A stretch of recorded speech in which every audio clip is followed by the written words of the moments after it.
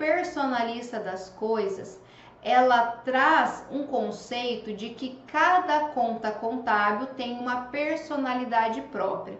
Contabilidade trabalha muito com pessoas, né?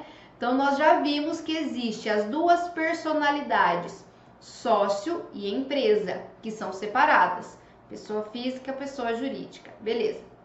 Deixamos o sócio de lado, focamos na empresa. Dentro da empresa, pessoa jurídica, cada elemento patrimonial tem uma personalidade própria. O caixa é uma personalidade, fornecedores é uma personalidade, o estoque tem uma personalidade. E esse conceito é o que faz com que as contas tenham créditos ou débitos para com a empresa, tá certo? Então, olha só. Imagina o seguinte, aqui, as origens de recurso.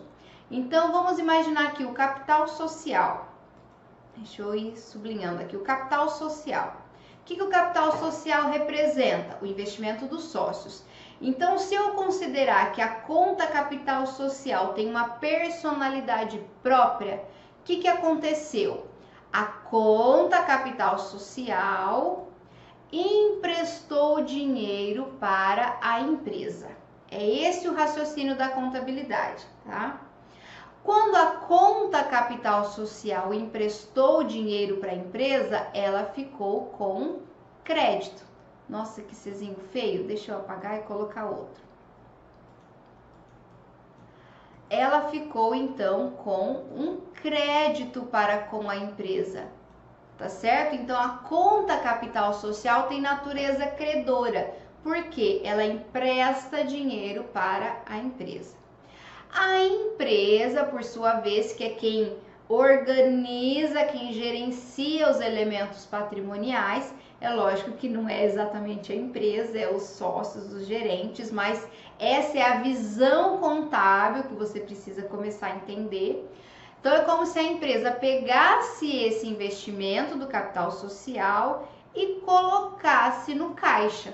Então, quando a conta caixa, que também tem uma personalidade própria, todas as contas têm personalidade própria, quando ela recebe dinheiro na empresa, ela fica devendo à empresa.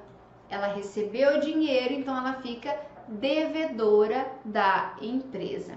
Eu sei que isso é muito complexo para você entender agora, mas eu gosto de ensinar a contabilidade de verdade, então eu não vou falar para você simplesmente que passivo tem natureza credora, ativo tem natureza devedora.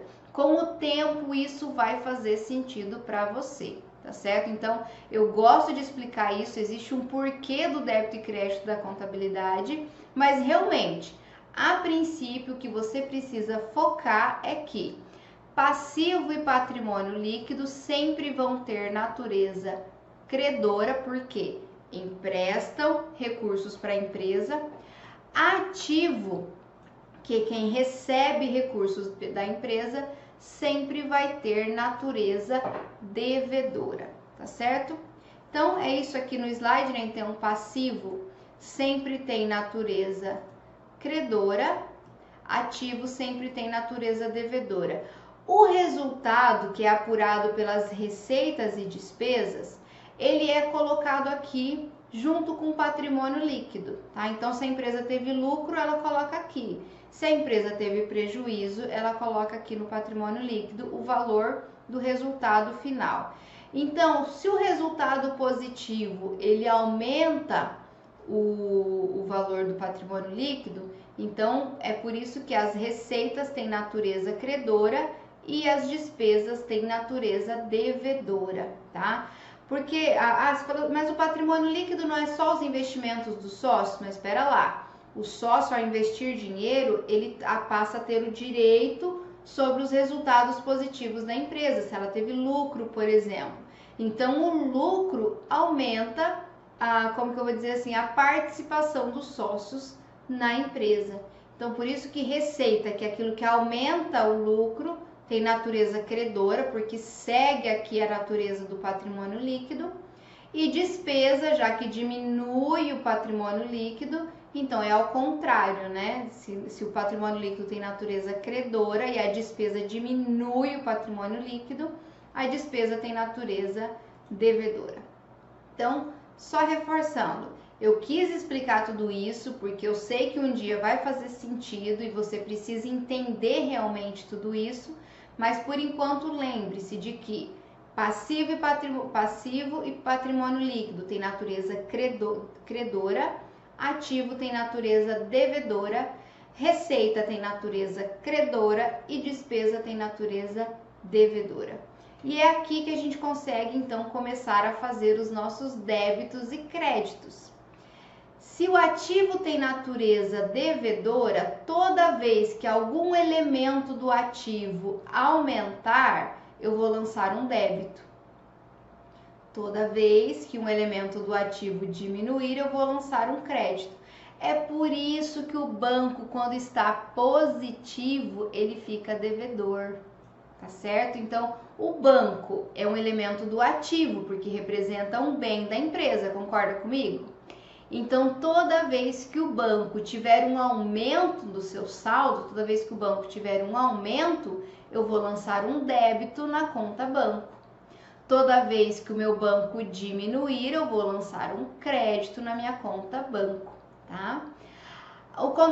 E no passivo já é o contrário, toda vez que aumentar uma obrigação, eu vou lançar um crédito. Então, por exemplo, comprei a prazo, gerou uma obrigação para eu pagar meu fornecedor, então eu vou lançar um crédito na conta fornecedores, que é uma conta lá do passivo.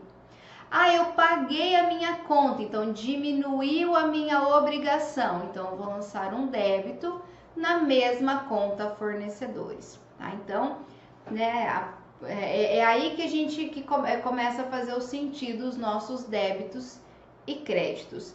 Mas fiquem tranquilos, a gente ainda vai fazer muito exemplo. Lembrando que nas aulas gravadas do ano passado, né, eu fiz todo um processo de lançamento seguindo essa estrutura aqui, quando aumenta, quando diminui, o que debita, o que acredita. Então, reforço aí, assistam essas aulas.